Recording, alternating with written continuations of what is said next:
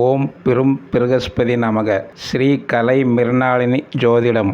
அன்பர்களே, இன்று கும்ப லக்னம் ராசியின் தன்மை பற்றி கும்பராசியை பற்றியும் உங்களுக்கு கூறுகிறேன். நண்பர்களுக்கு ஆகாதவர், பெண்களுக்கு பிரியன், பெண்ணாகில் ஆண்களுக்கு பிடித்தவர், பெரிய வயிறு உடையவர், சுகவான், திடமான மனம், தன்னையே புகழ்ந்து பேசும் குணம், குள்ளமானவர், ஒருவர் செய்த உதவியை உடனே மறந்து விடுவார்கள், பித்த சரீரம் உடையவர், மெலிந்த உடல், கல்வியில் ஊக்கமும் ஆச்சார அனுஷ்டானம் உடையவர், தெய்வ வழிபாடில் சிறந்து விளங்குவார், எவ்வளவு படித்தாலும் பிரபலமாவது கடினம். சுபகிரகை பார்வை பெற்ற கும்பராசிக்காரர் கீர்த்தி பெறலாம். மற்றவரிடம் காணும் சிறு குற்றம் குறைகளை அடிக்கடி இழிவாக பேசி பிரச்சாரம் செய்வார்கள். தன்னை பற்றி தாங்களே பெருமையாக பொறாமை குணம் கொண்டு பேசுவார்கள். திறகுணமுடையவர், மனித நேயம், நிர்வாக திறமை, உறுதியும் உடையவர், எப்போதும் அமைதியாக இருப்பார்கள். அதற்காக பரமசாது என்று நம்பக்கூடாது, எப்படியும் மாறிவிடுவார்கள். இவர்கள் வாழ்க்கையில் ஏற்றத்தாழ்வுகள் அதிகம் இருக்காது.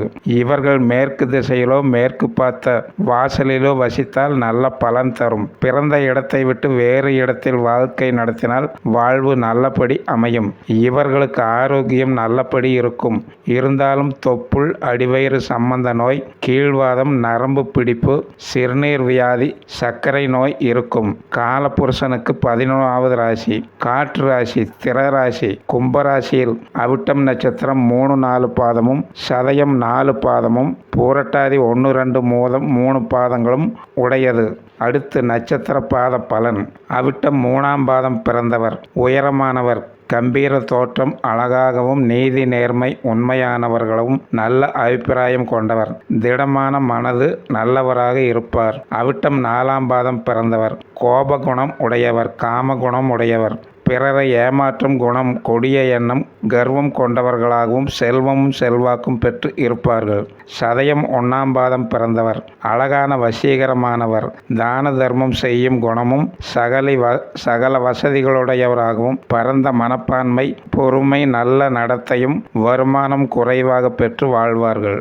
சதயம் 2ஆம் பாதம் பிறந்தவர் கோபக்காரர், நினைத்த காரியம் முடிக்கும் குணமுடையவர், நல்ல குணம், நல்ல செய்கைகள் கொண்டு ஏமாற்றி பணம் பறிக்கும் தன்மை உடையவர், தான தர்மம் செய்யாத குணம் உடையவர். சதயம் 3ஆம் பாதம் பிறந்தவர் நல்ல குணம், நல்ல செய்கைகள், பிரபல நோக்கம் உடையவர், எண்ணிய காரியங்களை செய்து முடிப்பவர், முன்கோபம் உடையவர். சதயம் 4ஆம் பாதம் பிறந்தவர் எந்த காரியத்தையும் நன்கு சிந்தித்து பார்க்கும் குணம், மனதில் நினைத்த காரியங்களை முடிப்பவர், திறமைசாலிகளாகவும் வேலைகளில் ஊக்கம் கொண்டவராகவும் மற்றவர்களால் புகழை பெற்று இருப்பார்கள். பூரட்டாதி 1ஆம் பாதம் பிறந்தவர் கபட நாடக நடிகர்களாகவும் மற்றவரின் நோக்கம் அறிந்து அதற்கேற்றவாறு நடித்து காரியம் சாதிக்கும் குணம் கொண்டவர், மனைவிக்கு ஆடை ஆபரணங்கள் போட்டு அழகு பார்ப்பவர்கள், திடமான உடல்வாகு கொண்டவர்கள், பக்தி உடையவர்களாக இருந்து சுக சௌகரியங்களுடன் வாழ்வார்கள். பூரட்டாதி 2ஆம் பாதம் பிறந்தவர் பண விஷயம் ஆசை உடையவராகவும், பெண்ணாகில் கணவரிடம் விசுவாசம் உடையவராகவும்,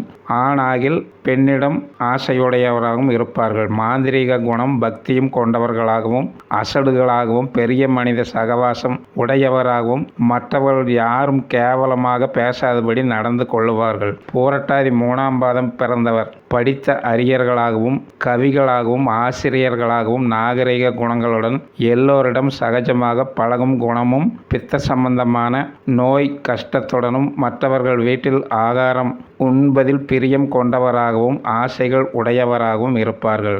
அடுத்து நட்சத்திர பாத பரிகார பலன். அவிட்டம் 3ஆம் பாதம் பிறந்தவர் செம்பு பாத்திரத்தில் 5 சோழிகள் வைத்து புதன்கிழமை தோறும் மதுரை மீனாட்சியை வழிபட்டும், வெள்ளிக்கிழமை தோறும் நவகிரகத்தில் உள்ள சுக்கிர பகவானுக்கு 15 நெய் தீபம் ஏற்றியும், காலை 6-7 மணிக்குள், மதியம் 1 மணி முதல் 2 மணிக்குள் வழிபட குடும்பத்தில் மகிழ்ச்சி உண்டாகும். அவிட்டம் 4ஆம் பாதம் பிறந்தவர் செம்பு பாத்திரத்தில் 6 சோழிகள் வைத்து ஞாயிற்றுக்கிழமை தோறும் 6-7 மணிக்குள் வணங்கினால் தான் செய்த பொய் சத்தியம் நிவர்த்தியாகிவிடும். செவ்வாய்க்கிழமை தோறும் குலதெய்வ வழிபாடு செய்தும் வியாழக்கிழமை தோறும் ஒரு நெய் விளக்கு தீபம் ஏற்றி வணங்கி வந்தால் அவிட்டம் 4ஆம் பாதம் பிறந்தவர்கள் செய்த தவறுகள் நிவர்த்தியாகும்.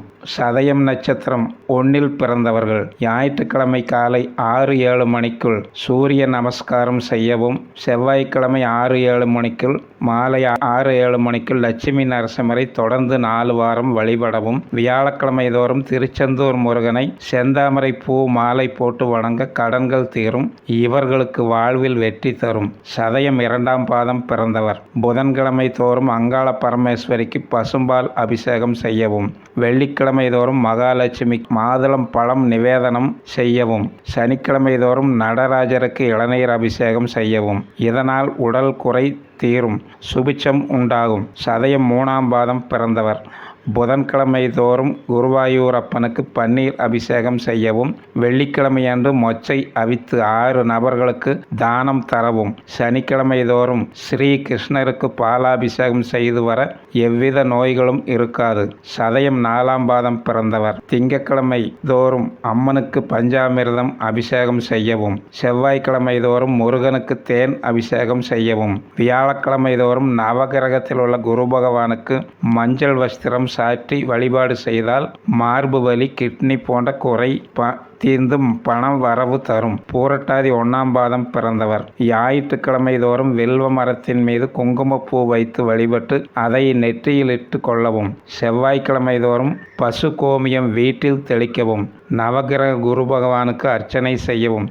இதனால் குழந்தைகளுக்கு கல்வி தடை நீங்கும். பூரட்டாதி 2ஆம் பாதம் பிறந்தவர் புதன்கிழமை தோறும் நவகிரக புதனுக்கு பச்சை நிற வஸ்திரம் சாற்றவும், சுக்கிர பகவானை வலமாக 20 தடவை சுற்றி வழிபடவும், சனி பகவானுக்கு கருப்பு துணி வஸ்திரம் சாற்றவும்.